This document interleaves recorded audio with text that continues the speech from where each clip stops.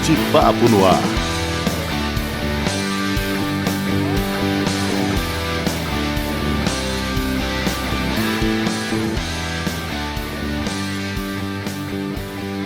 Olá! É uma alegria enorme poder estar mais uma semana conversando e discutindo com pessoas interessantes sobre assuntos importantes. O De Papo no Ar está disponível em diversos agregadores e em nosso canal no YouTube, onde você encontra o link direto para a sua plataforma de podcasts preferida. Aproveite a visita e assine o canal. É também um excelente espaço para ouvirmos sua opinião. Deixe sua mensagem ou mande um e-mail direto para podcastdepaponoar@gmail.com. Eu sou Pablo Roski e comigo Simone Aziz, psicóloga e psicanalista. Simone, no último domingo foi o Dia das Mães e eu queria dar um abraço afetuoso em você e todas as mães que nos escutam, principalmente as que não puderam comemorar junto de seus filhos. Obrigada, Pablo. Eu também gostaria de parabenizar todas as mães que possam aproveitar, que tenham podido aproveitar o dia, né, e que tenha sido um dia feliz, apesar do momento que estamos passando, né, que cada uma possa ter aproveitado da melhor forma possível. Simone, quem vem conversar com a gente hoje? Hoje, o que eu tenho a dizer é que a nossa conversa, o nosso papo promete.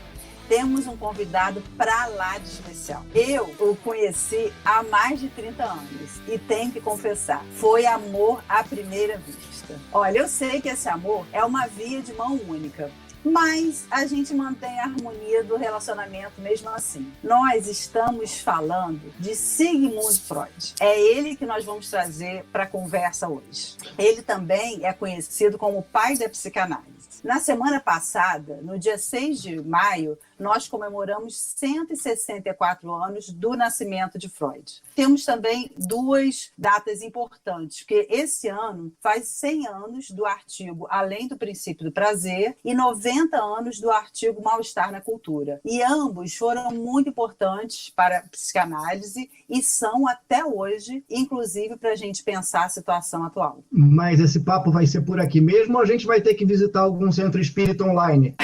Vai ser por aqui mesmo, Pablo, porque a gente, na verdade, né, vai trazer a obra dele, todo o legado que Freud nos deixou e que até hoje é tão importante para nós, psicanalistas, mantermos viva a causa da psicanálise, né, e contribuir para o mundo atual, para o ser humano poder ficar mais harmônico com os próprios desejos, conseguir se olhar um pouco melhor através da psicanálise, né? Então, vamos trazer um pouco da obra dele. Sobretudo nesse período de isolamento social, em casa, né? Todo mundo em casa, tendo que conviver com as suas angústias, os seus medos. Com certeza. Esse período está trazendo à tona muita coisa que estava escondida. Bom, então vamos lá. Seja bem-vindo, Freud.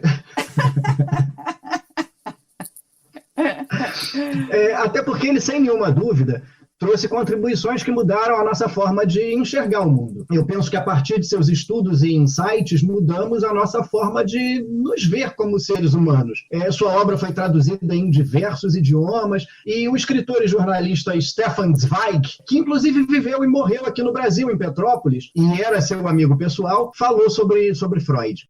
Não se podia imaginar um indivíduo de espírito mais intrépido. Freud usava a cada instante expressar o que pensava. Não fazia concessões, mesmo quando sabia que inquietava e perturbava com suas declarações.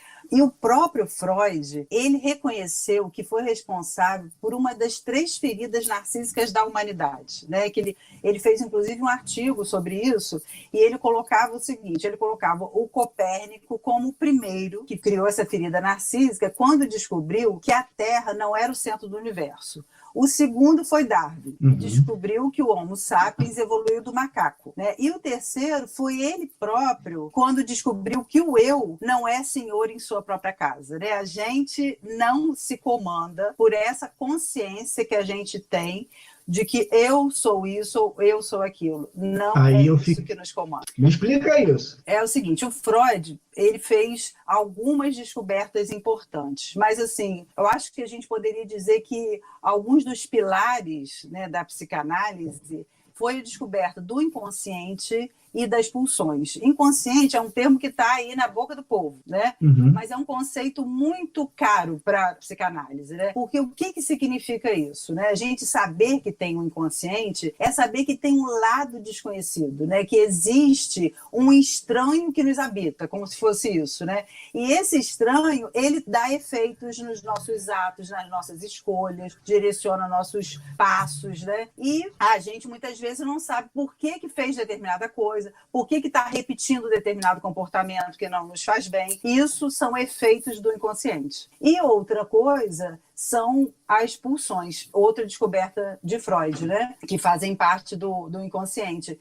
Porque o que o Freud descobriu que também foi fundamental para dar um corte com a biologia? Que o ser humano, ele não é regido por instintos, como os animais. Os animais são regidos por instintos, mas nós não. Nós somos regidos por pulsões, né? E essas pulsões são pulsões de vida e pulsões de morte. Então, tentando só para poder esclarecer um pouquinho, muito superficialmente, resumidamente, para quem nos escuta poder entender um pouquinho, pulsão de vida, né, seria uma tendência a preservar, tanto a si mesmo quanto ao outro, né, preservar e unir. E a pulsão de morte seria uma tendência que todos temos também, assim como a pulsão de vida, que é uma tendência a destruir e matar, que também está voltada para si mesmo ou para o outro, né? E ela está ligada à agressividade. Então, nós, seres humanos, que somos seres de linguagem, né, nós não temos um objeto específico, né, para essas pulsões, como os animais têm, né? Então, isso nos diferencia já deles, né? Talvez essa pulsão de morte até faça relação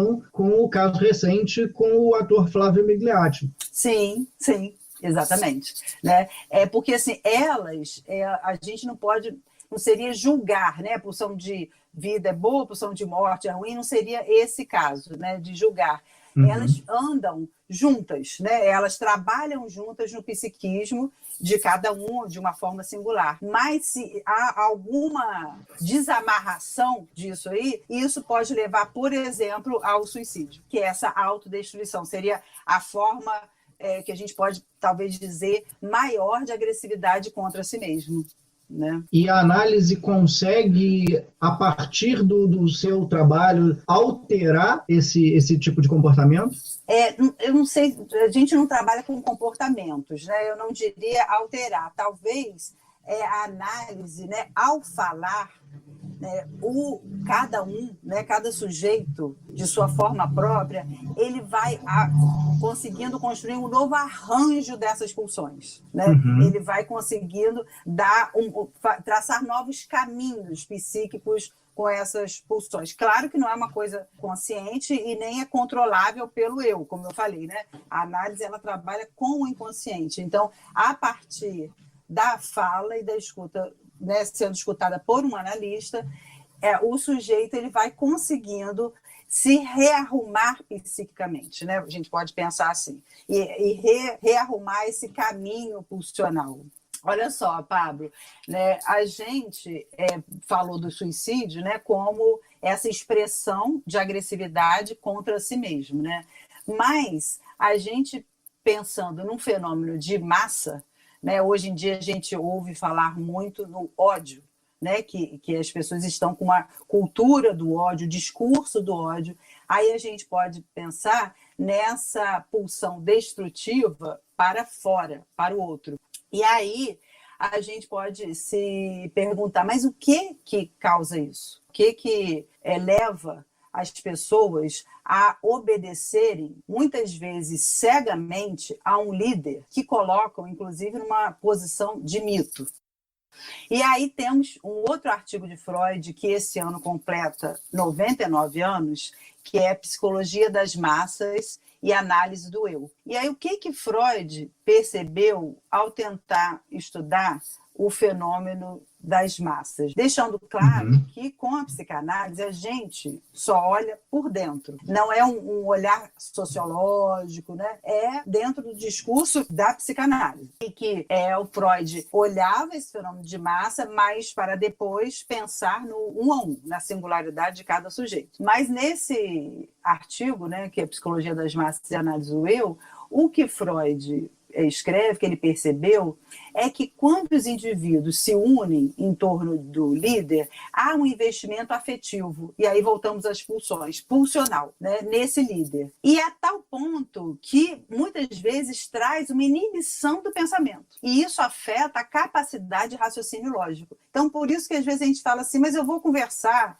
com determinada pessoa que pensa de tal forma política e a pessoa parece que não me escuta, não está raciocinando, não tem lógica ao que fala.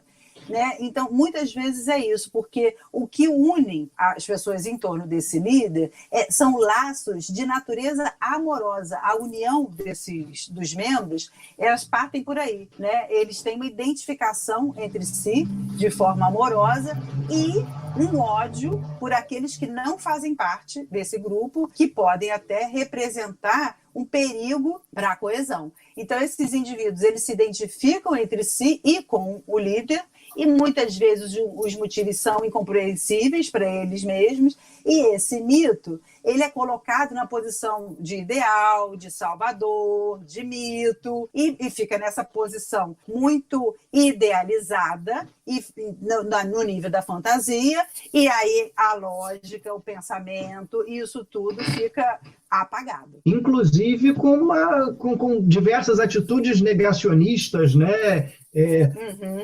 Duvidando de coisas que são mais do que óbvias. Exatamente, porque o que acontece, inclusive com atitudes negacionistas, né, as pessoas podem se levar à morte. Nós temos o exemplo, né, da Ku Klux Klan, né, que as pessoas se mataram, né, para seguir um líder.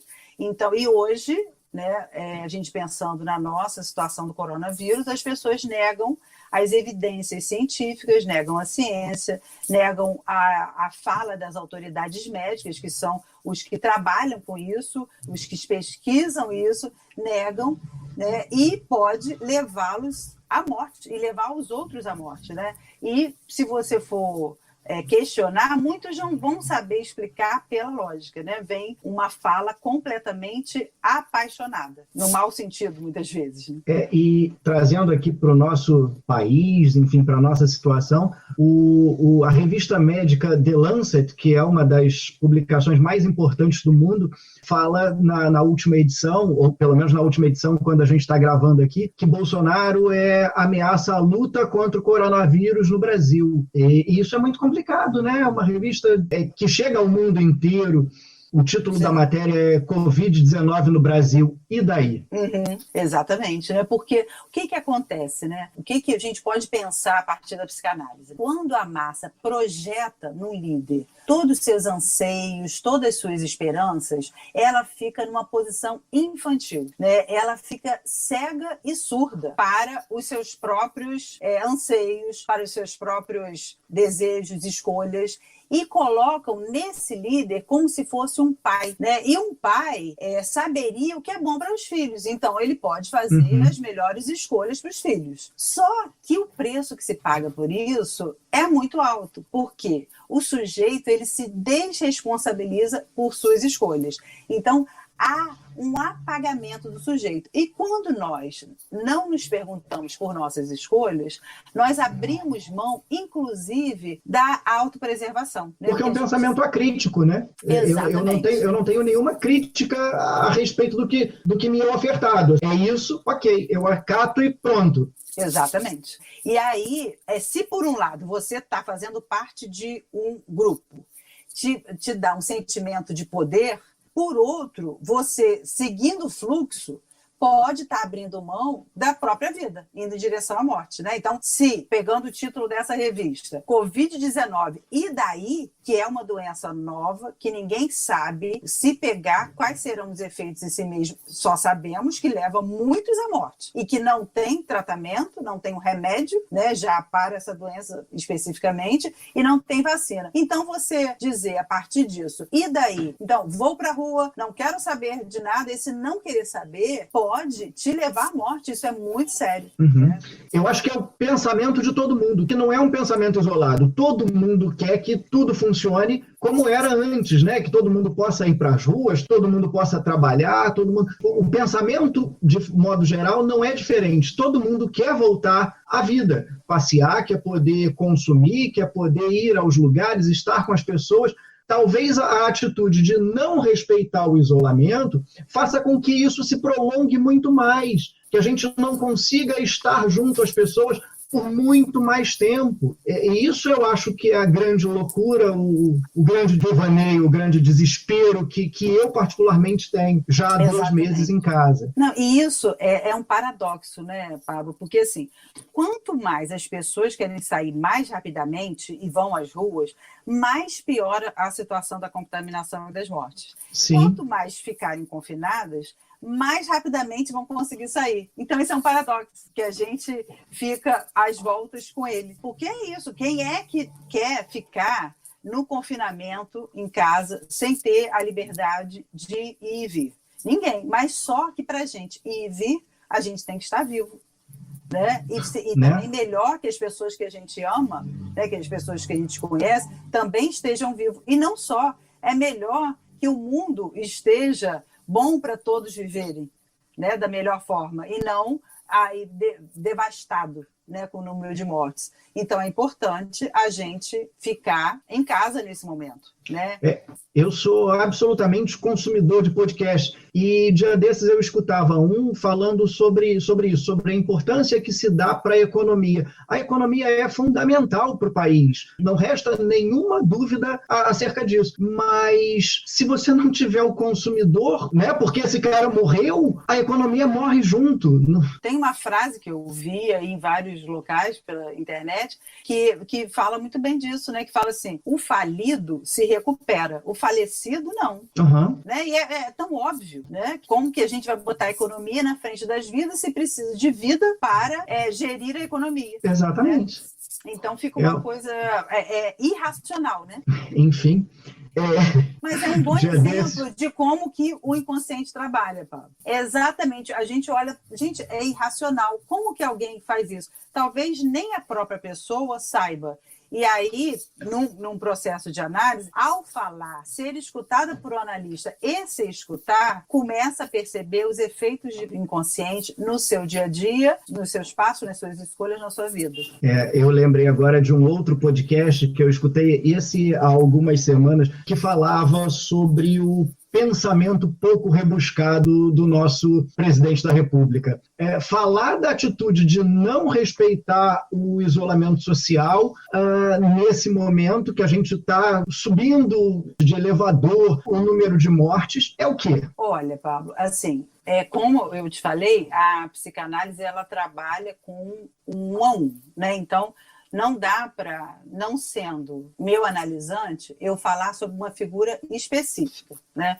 O que a gente pode pensar é assim, por exemplo, a morte, ou melhor, a ideia da morte, ela nos coloca de frente com a nossa fragilidade. Isso é muito difícil, né? Porque se alguém se coloca, aceita um lugar de mito, ou seja, com uma sensação de onipotência, olhar para a sua fragilidade o leva, provavelmente, à ideia de uma impotência. E isso é bastante difícil. A ideia da morte é uma ideia que praticamente a nossa morte é impossível de imaginar. Porque sempre que a gente tenta fazê-lo, a gente ainda está presente como espectador. Né? Então, Sim. É algo que a gente pode tentar explicar, mas sempre vai faltar palavra para a gente chegar a um sentido final do que é a morte, do que é o significado da morte. Né? E esse vírus, com essa força dele, né, de matar mesmo, né, e com esse não saber que a gente tem em relação a ele, ele nos remete ao quê? À nossa impotência, ao incontrolável, ao imponderável da vida. E isso, para muitas pessoas, é muito difícil encarar. Quer dizer, para todos nós, mas se a gente já consegue aceitar algo da nossa fragilidade, desse imponderável da vida, aceitar que a vida não tem garantias, a gente já vai conseguindo, com angústia, né, com vários sentimentos aí, mas vai conseguindo lidar, né, de alguma forma, porque, por outro lado, também, esse momento, ele nos possibilita olhar para nós, olhar para quem está do nosso lado, para olhar para a nossa vida, olhar para o mundo, né? E aí a gente se perguntar qual é a nossa posição diante da nossa própria vida, ou melhor, qual é a minha posição diante da minha própria vida, né? Se perguntar sobre os caminhos que tem escolhido, se perguntar sobre o seu desejo, se perguntar sobre o mundo que você está ajudando a construir, qual a sua contribuição. Porque o que acontece? O invisível, né, que é esse, a gente pode dizer, de um inimigo invisível, né? Por exemplo, aqui em Niterói passa um carro de som diversas vezes por dia falando assim: estamos em guerra contra o coronavírus, né? Então, temos aí um inimigo invisível, né? Diante do invisível, a gente tende a preencher com as nossas fantasias, nosso imaginário, e isso traz à tona também em nós o que de nós é invisível. E que também, como esse vírus, apesar de invisível, né, ele dá efeitos, né? Então, ele nos coloca também, de certa forma, pronto para a guerra. Mas, assim, com que armas? Como é o inimigo? O que ele quer? Né? Então, ficamos aí diante de um não saber. Né? E diante da falta de resposta, o que nos cabe é construir as nossas, né? Que são respostas singulares. Só isso é possível. E nessas perguntas e nessas respostas, a gente concentra as nossas questões mais escondidas. Né? E aí eu vou aproveitar o seu link falando sobre guerra para lembrar que em 1932 Einstein escreveu a Freud, segundo consta a pedido da ONU, Organização das Nações Unidas, em referência à Primeira Guerra Mundial, sobre a preocupação com os caminhos que os seres humanos estavam seguindo. Perguntou o Einstein na carta: é possível controlar a evolução da mente do homem de modo a torná-lo à prova do ódio e da destrutividade? Exatamente. E aí, Freud faz, a partir dessa carta, né, ele escreve um artigo Por que a Guerra? Né, o nome do artigo. Quem quiser procurar, tem aí na internet. Né? E nesse artigo, Freud começa explicando a Einstein sobre as pulsões, né, o que a gente começou hoje o podcast. E aí explicando a ele que é diferente dos instintos, né, dos animais, e que a vida depende da ação de ambas, que elas atuam amalgamadas, não atuam isoladas, que para a nossa existência a gente depende do funcionamento delas. E ele fala, assim, eu acho de uma forma muito bonita, ele conclui, ele nessa resposta a Einstein, né, nessa carta, ele vai falando da importância da linguagem para o ser humano, da importância da lei para existirmos como civilização, e a lei ela passa pela linguagem, né? A lei ela está escrita, ela é falada, cada um precisa estar submetido a ela para existir, para nos mantermos como civilização. Então ele vai explicando várias coisas até chegar na conclusão que eu acho particularmente linda, né? Que ele fala o seguinte: se há, né, essa disposição em cada um de nós, né, para o ódio, para a destruição, o que nós temos para recorrer contra ela? Temos também em nós o antagonista dessa pulsão de destruição, que é a pulsão de vida, que ele nomeia como Eros, né? E ele fala: tudo o que produz laços emocionais entre as pessoas tem efeito contrário à guerra. E tudo o que promove a evolução cultural também trabalha contra a guerra. E eu acho que não é à toa, não é por acaso, que neste momento, né, da pandemia, nós estamos com uma produção artística e cultural aí imensa, né? Eu acho que nunca tivemos tantas lives, né? E interessante que tudo gratuito, né, na internet. Peças de teatro disponibilizadas online, filmes, né, shows. Não é à toa isso, né? Que vai exatamente nessa direção que o Freud fala, né? Que tudo que promove a cultura trabalha contra a guerra e contra o ódio e a destruição.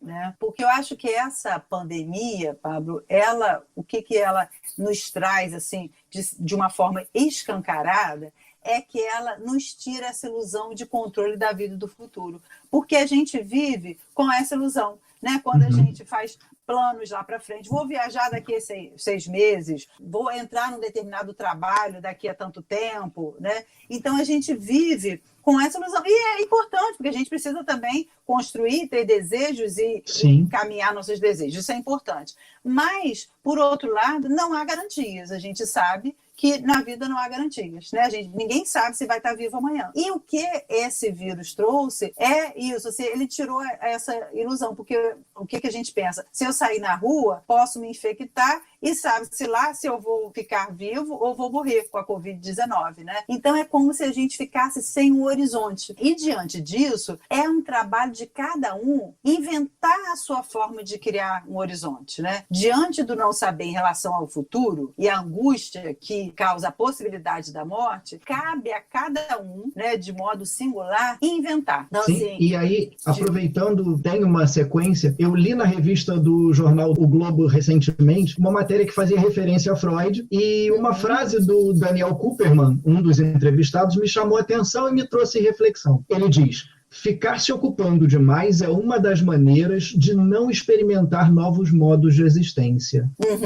É uma das maneiras de não querer saber disso. Né? Então, a gente, com a psicanálise, a gente sabe que o neurótico, ele sabe, mas não quer saber. Então, assim, a gente tem todas as informações que chegam a gente, mas o que cada um faz com essa informação a gente não sabe, né? É de cada um. Então, assim, diante desses enigmas da existência, a gente não tem um sentido final, né? Não vai encontrar o sentido final em parte alguma. E na análise, a gente trabalha com a possibilidade de criação de realidades novas. Porque, assim, existe um mal-estar inerente à condição humana. Com essa pandemia, né, com o confinamento, a gente está vivendo também uma forma desse mal-estar que parece que tirou um pouco o véu desse mal-estar que a gente vai tentando encobrir. E o que a psicanálise nos oferece? A possibilidade de uma criação, né? Se não estamos marcados pelo instinto, como os animais, que têm um caminho único, a gente, como um sujeito, tem a possibilidade de criar um caminho onde não existia, né? E aí eu estou me lembrando agora de uma frase de uma analisante que eu escutei há um tempo atrás, durante o processo de análise, e que eu acho que cabe até para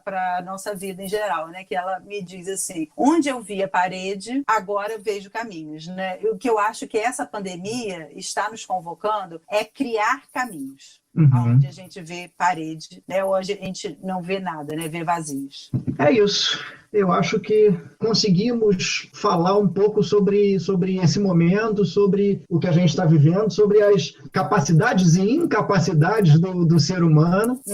É isso. Brigadíssimo por esse papo, por essa aula. Brigadíssimo ao Freud pela presença aqui no nosso podcast.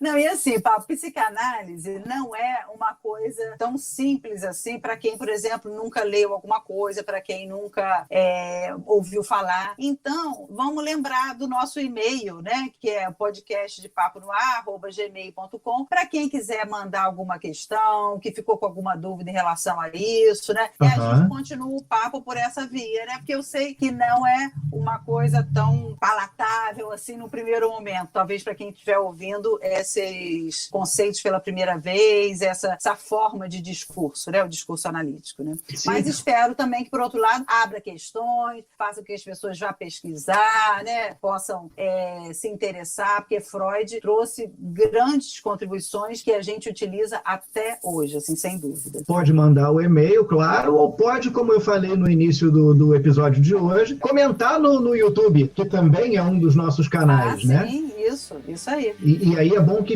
a discussão fica pública, as pessoas participam da nossa conversa de alguma maneira, não é isso? Pablo, eu que te agradeço de a gente poder, nesse podcast, colocar aqui algo que é tão querido para mim, que é a psicanálise, que é Freud, a gente trazer para o nosso papo, vocês se disponibilizar também a entrar na conversa, né, com esse tema que me é tão caro. Vamos seguindo. Então, até a próxima, né?